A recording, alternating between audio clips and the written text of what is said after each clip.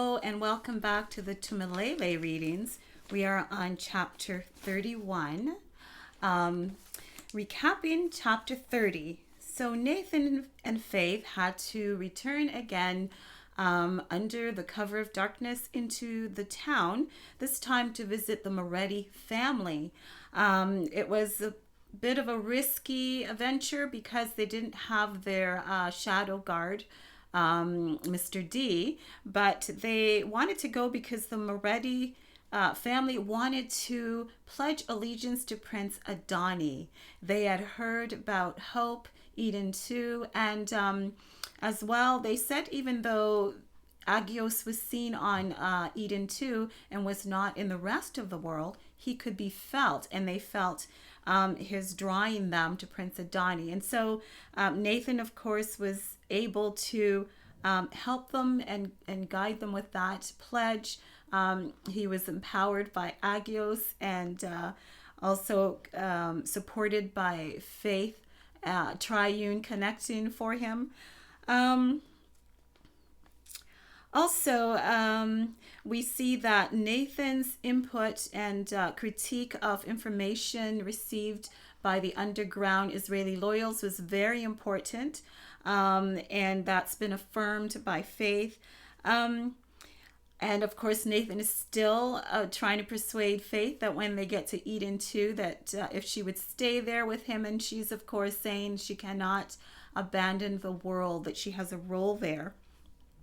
On their way back from the Moretti, there was a battle with two men where Nathan was actually injured. But they noticed that it was really not so much about the two men as about an emissary of the Velchkis and an agent of Prince Adani. And it seemed that Nathan's life was still under watch and under threat.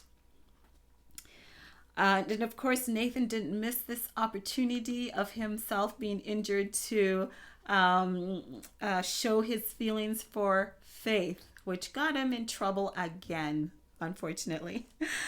Okay, I think that's all for that. So let's continue to chapter 31.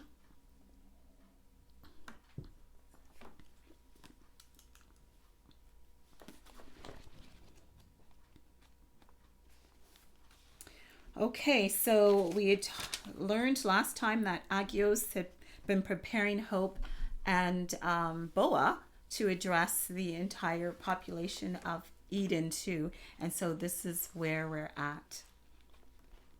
Hope felt nervous as she looked out at the massive crowd that had gathered under the late afternoon sun.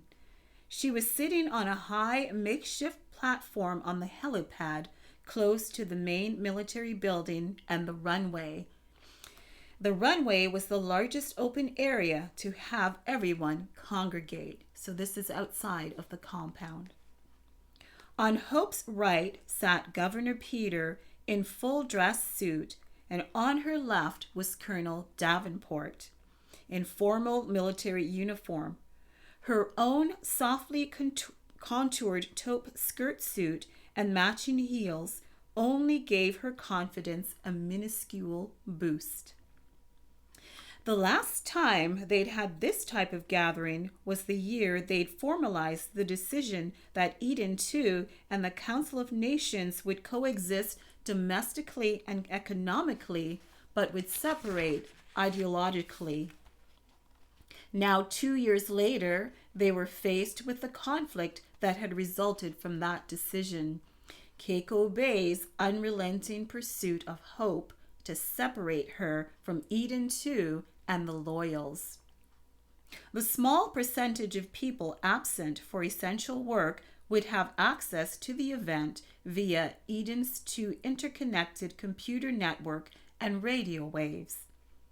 The recording would be made into copies and dispersed across the globe, assuming they weren't hindered by the Council of Nations forces. Council of Nations censorship was the original concern. However, earlier that morning, Agios had appeared in the main surveillance room just as the technical crew had been voicing their concerns. "We can produce the copies needed," a young tech had said to Hope, "but how will we distribute them with the Council of Nations embargo and censorship of our exports?" An older man, a military veteran, had responded, "No matter the opposition, we will find a way." "Yes," a matured female captain had agreed, giving Hope an encouraging look. "Ms. Kanisa, you just need to worry about delivering the message. Let us worry about the logistics."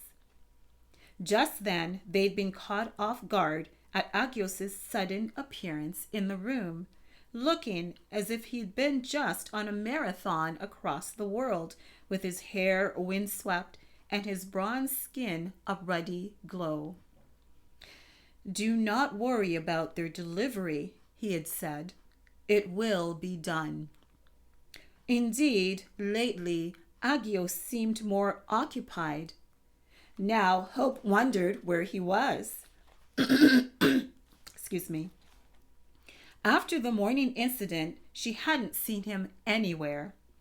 She looked beyond the crowd, feeling a little lost. But now wasn't the time to commiserate. Boa had appeared on the platform. He looked at her with an encouraging smile. The time had come. Her mind switched gears.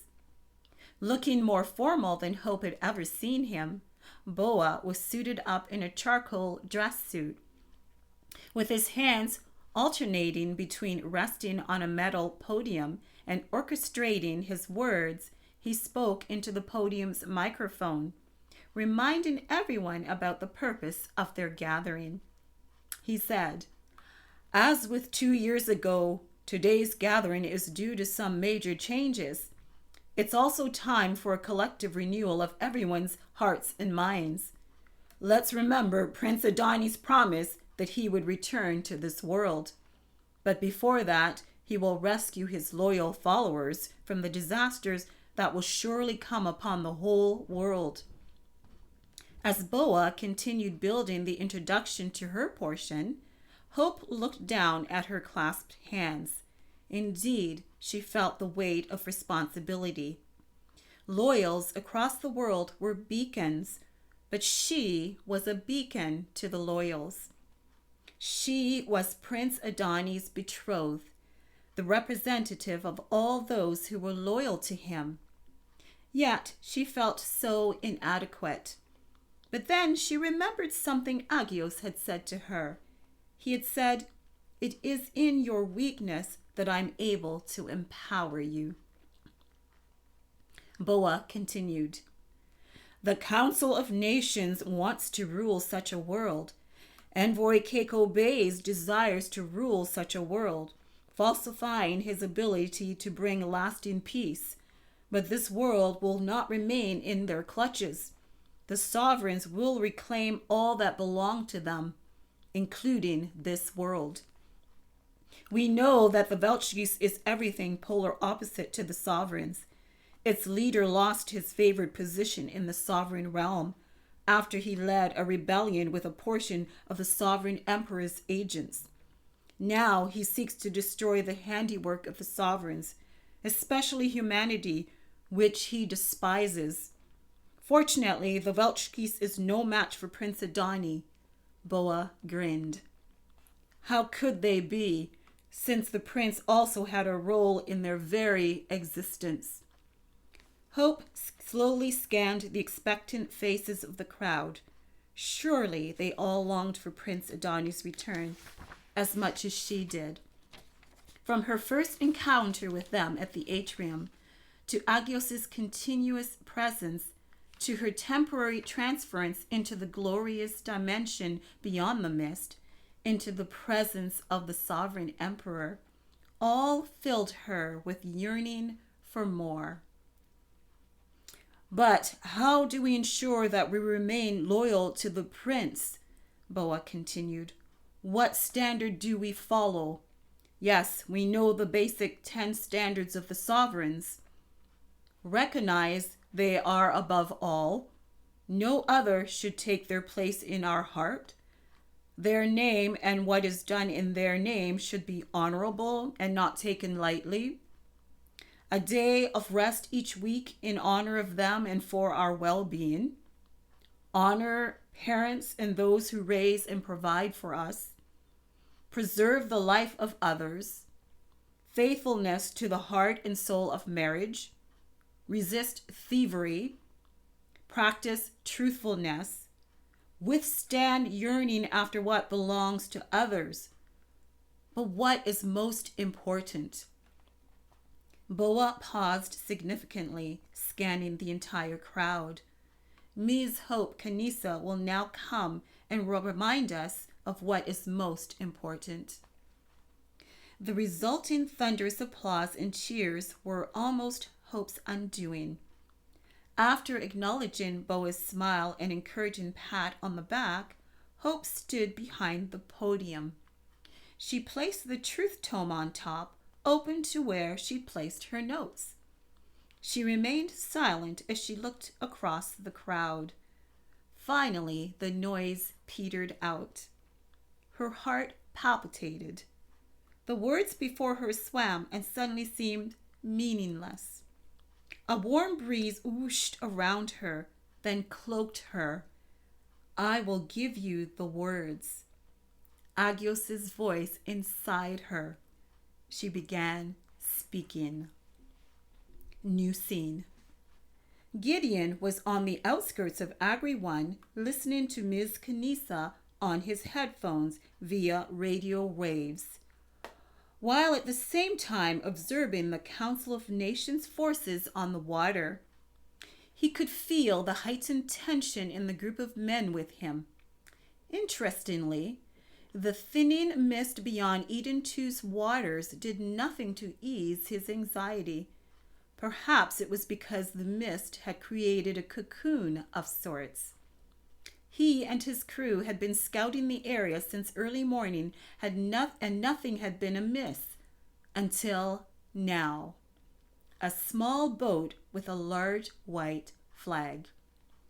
New scene. Hope paused for a moment. She'd been speaking for almost 20 minutes.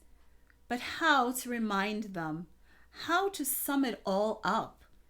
Then once more the thoughts came. She said, in the end, what is our duty as we wait here?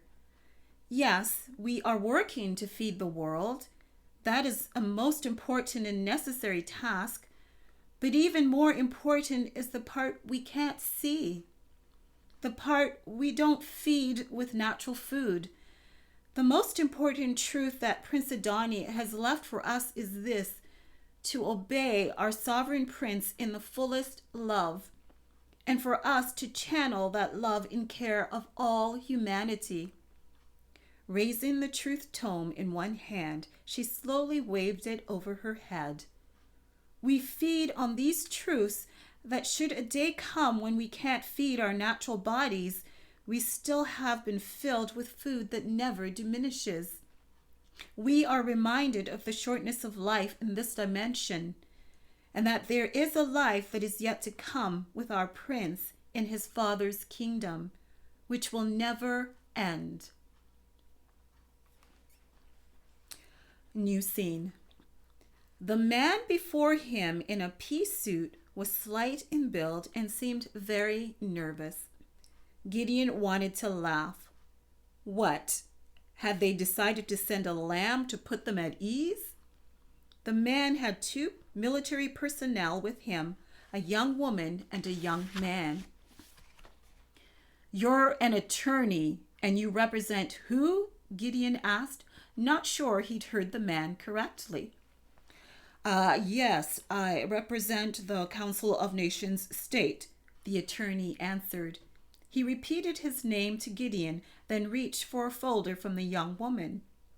Though she was also covered from head to toe in a pea suit, Gideon felt the young woman's ill-disguised contempt. It was another example of the Council of Nations' barely concealed distrust and antagonism towards Eden 2 dwellers and loyals as a whole. He ignored her attitude. It's a summons, the attorney explained. A summons? The attorney looked down at the folder in his hands, then back at Gideon. He was clearly ill at ease in his role. It's for Miss Canisa to appear before the World Envoy. The child in her care has no legal ties to her on Eden 2. He is therefore a ward of the Council of Nations State, and until his next of kin is identified and notified, he must be retrieved from Eden 2. Gideon's heart dropped. How did these people even know about the child who had easily become the darling of Eden 2? This would be devastating to Hope Canisa. New scene. Hope sat with Governor Peter and Boa in the governor's office. The social interactions that had followed her speech had left her exhausted. Although security had provided some buffer from the crowd, many official leaders had been allotted time with her and Boa. In truth, she felt much relief at having accomplished Agios's task. But an urgent sense of foreboding had been dogging her. I believe we've done what is necessary to prepare our people for the changes to come, Governor Peter was saying. He sat leaning forward in an armchair with Hope and Boa across from him on the office couch.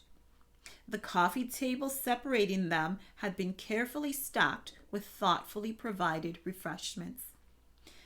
You did very well, Hope, Boa added. He had loosened his tie and shed his suit jacket as soon as they'd entered the room. You spoke clearly, effectively, and from the heart. Nicely done. Hope smiled tightly.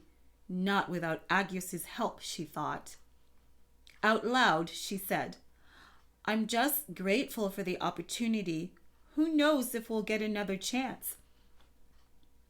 What is it? Governor Peter asked. Has Agios said something to you? Hope couldn't think of what to say. Hope? Boa asked, looking concerned.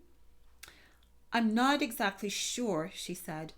I sense some sort of change coming, but I also see it in Agios. I can't be the only one who's noticed how much more occupied he is. Boa nodded, running a hand across his jawline. You're right. I think many of us feel the same way, and not just because enemy forces are out there. It's as if a countdown has begun, Hope finished for him. Exactly, Boa agreed. A knock on the door interrupted any further conversation. The door partially opened, and Captain Nick's head appeared. He entered. Sir, he began, looking at Governor Peter. Then he looked at Hope. And Ms. Canisa, Colonel Davenport had asked me to escort you both to the debriefing chamber. It's very important. Hope released a pent-up breath. Finally, the source of the foreboding. New scene. The Watcher peeked through the glass door of the Nutrition and Wellness Center. The island princess was absent, but the child was there with two other women. The child was toddling around the room, laughing and squealing, as the women took turns entertaining him with a beach ball. Greed, for the life of the child, roared in the Watcher. He was hungry for the destruction of its innocence. His master hated such innocence, since much of it had characterized humanity before they gave up the key and accepted the vial. His master hated the reminder of how mere humans had been given such authority to rule the earth, when he himself had been kicked out of his glorious position. It frustrated the Watcher that he was prohibited from acting out his natural inclinations. Not to mention, there was a bright one, invisible to the Eden 2 dwellers, who'd recently appeared with the child. In the outside world, There were innumerable bright ones, usually unseen by humans. They also surrounded Eden too, and had been seen on the day of the silver airplanes. Why was this one now here with the child? His master had instructed him to be on alert. They were hindered from entering Eden too. Therefore, if Eden too refused to voluntarily hand over the child, then the child must be stolen away. The watcher felt puffed up with renewed importance. This task would be less of a hardship than his grueling life of espionage. It would also be his last task on the island. His allotted time allowed by the other was coming to an end. Then he would be free to leave the island and feed. The thought stoked his hunger. It was almost unbearable to endure, but soon he would have a delicious appetizer from the distress of his main target. Whether the child was handed over or the child was stolen away, either would cause her great pain. The pain would ease his hunger pangs. Across the world, his accomplices, from the lowest minion to controllers of cities, states, and countries, all the way up to his master, all cultivated and fed off the shallow selfishness to the deepest depravity of humans. The Weltschgeist was alive and active.